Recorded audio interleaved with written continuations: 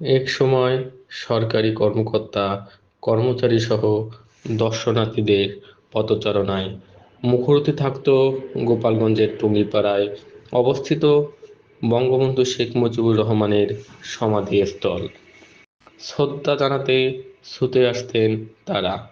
তবে ৫ই আগস্টের পর সেই চিত্র পাল্টে গেছে। এখন শুনশানে নীরবতা বিরাজ করছে সমাধিস্থলে।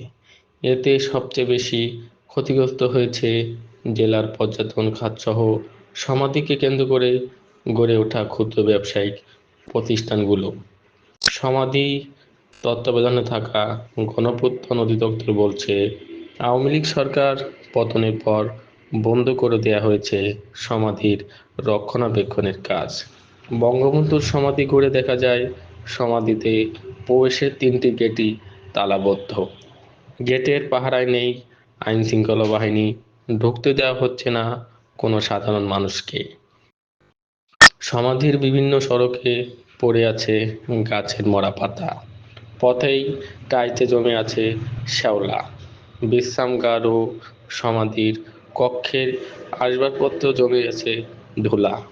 সমাধির ফুল গাছগুলো যেন প্রায় মৃত।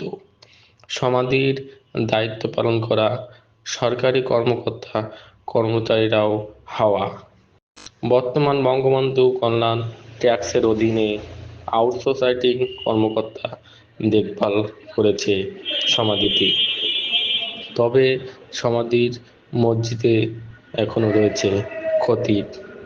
স্থানীয় বাসিন্দা রফিক মিয়া জানান, ৫ই আগস্টের আগে সারাদিন সমাধিতে মানুষের ঢল ছিল, এখন কেউ আসে না।